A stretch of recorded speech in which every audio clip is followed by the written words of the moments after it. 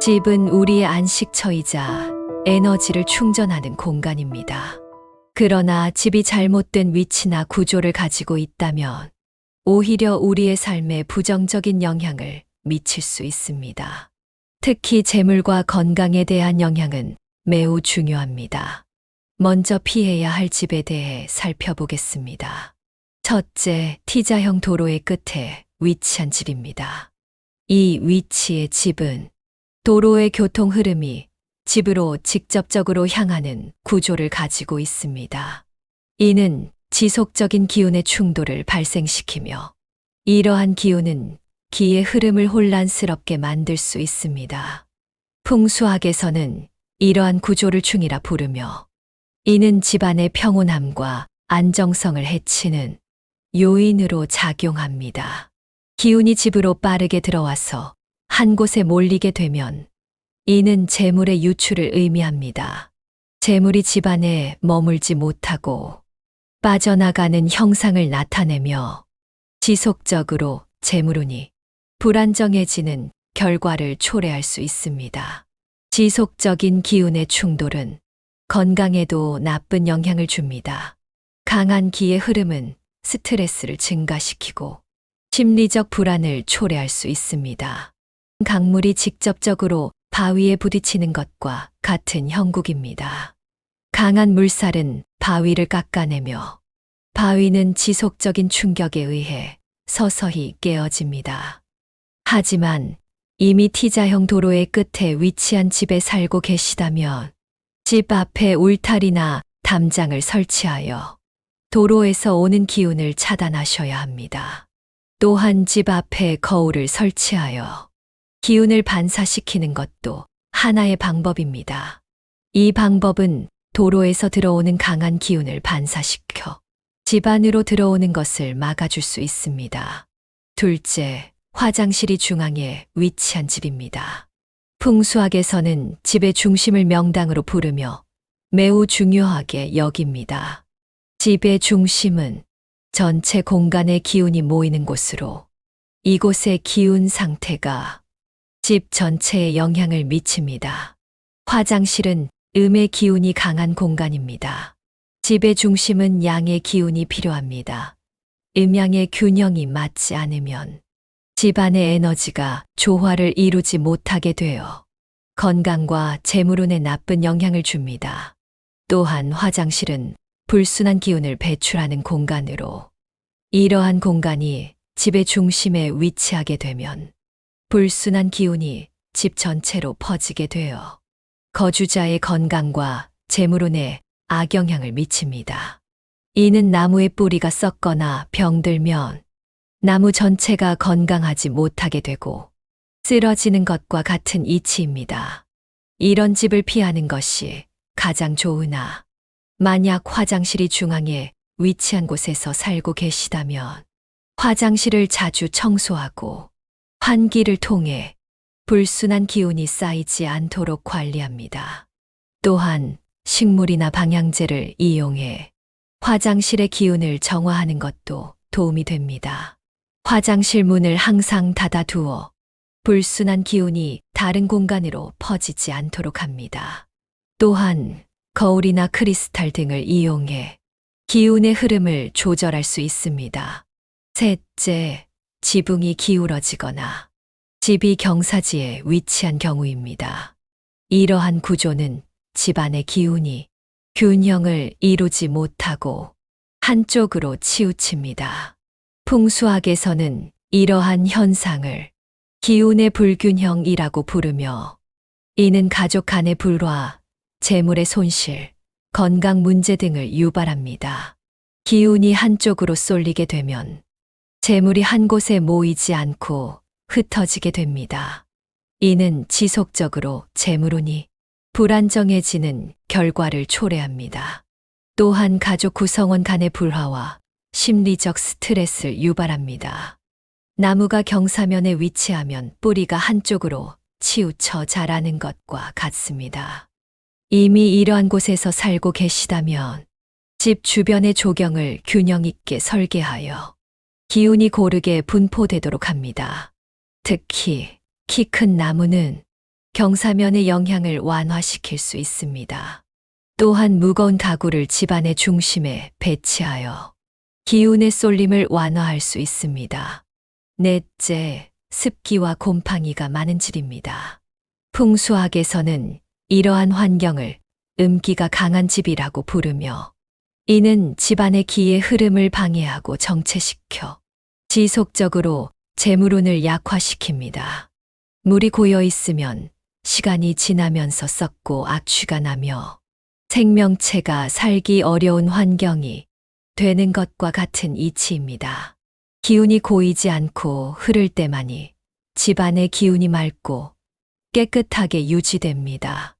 만약 현재 살고 있는 집이 습기가 많고 곰팡이가 많이 생긴다면 집안을 자주 환기시켜 신선한 공기를 유입하고 곰팡이가 생긴 부분을 철저히 청소하고 항균 처리를 합니다. 창문을 통해 자연광을 최대한 유입시켜 집안을 밝게 유지합니다. 자연광은 양기를 증가시켜 기운을 맑고 밝게 만듭니다. 또한 집안에 식물을 배치하여 공기를 정화하고 습기를 조절합니다. 식물은 음기와 양기의 균형을 맞추는데 도움이 되며, 특히 공기 정화 기능이 있는 식물을 선택하면 더욱 좋습니다. 다섯째, 빛이 부족한 집입니다. 햇빛이 들어오지 않는 어두운 집은 기운이 막혀 있을 가능성이 큽니다. 풍수학에서는 이러한 현상을 음기가 강한 집이라고 부르며, 이는 집안의 기운을 탁하게 만들고 거주자의 건강과 재물운에 부정적인 영향을 미칩니다. 햇빛이 부족한 환경에서는 식물이 건강하게 자랄 수 없듯이, 사람도 빛이 부족한 환경에서는 활력을 잃고 건강하게 지내기 어렵습니다. 만약 현재 빛이 부족한 집에 살고 계시다면 창문을 통해 자연광을 최대한 유입시키고, 자연광이 부족한 경우 인공 조명을 활용하여 집안을 밝게 유지합니다. 밝은 조명을 사용하여 어두운 공간을 환하게 만들고 기운이 정체되지 않도록 합니다. 특히 거실이나 주방 등 가족이 자주 머무는 공간은 밝게 유지하는 것이 좋습니다. 또한 거울을 설치하여 빛을 반사시키고 집안의 어두운 공간을 밝게 만듭니다. 거울은 빛을 반사하여 집안의 기운을 순환시키고 밝은 에너지를 확산시키는 데 도움이 됩니다. 거울은 창문 맞은편과 복도 끝에 설치하면 기운이 막히지 않고 순환하도록 도와줍니다. 단, 현관문 맞은편에 거울을 배치하는 것은 피해야 합니다. 이는 집 안으로 들어오는 기운이 다시 반사되어 나가게 만들 수 있습니다. 현관에서는 거울을 측면에 배치하여 들어오는 기운을 반사하지 않도록 합니다.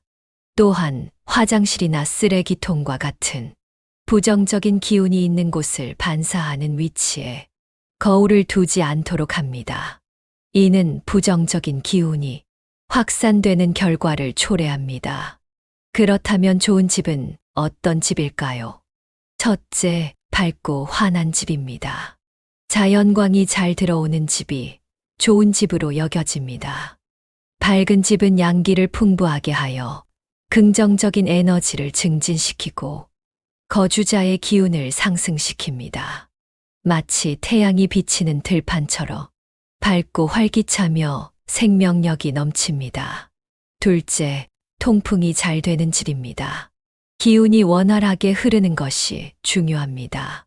통풍이 잘 되는 집은 신선한 공기가 계속 유입되며 집안의 탁한 기운을 몰아내어 건강하고 깨끗한 환경을 유지할 수 있습니다. 이는 바람이 잘 통하는 숲과 같아서 항상 신선하고 생기 넘치는 에너지를 유지합니다. 셋째, 균형 잡힌 구조와 대칭입니다.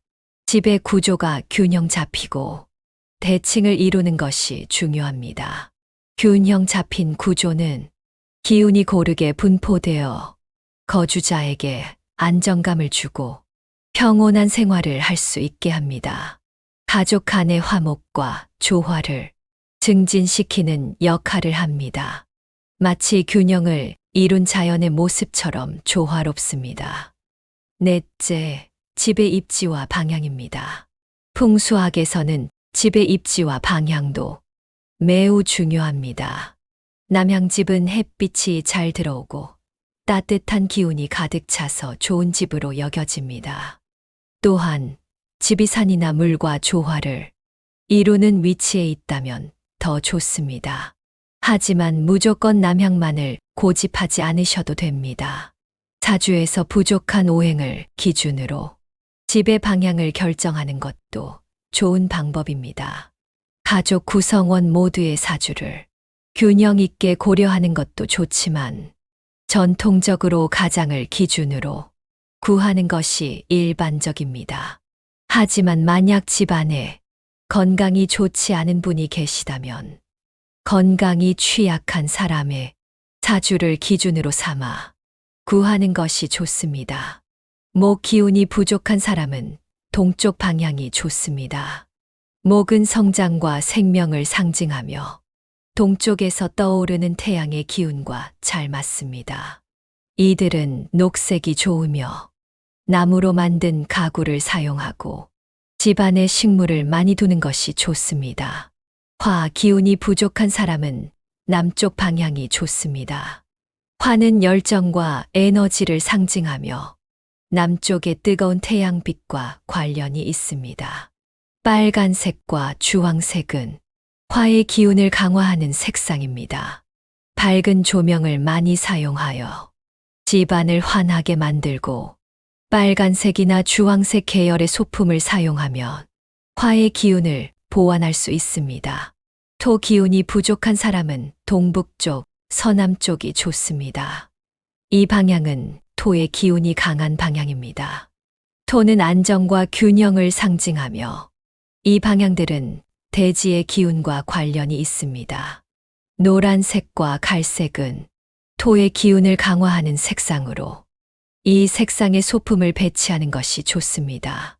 도자기나 흙으로 만든 장식품을 사용하여 토의 기운을 보완할 수 있습니다. 금 기운이 부족한 사람은 서쪽과 북서쪽이 좋습니다.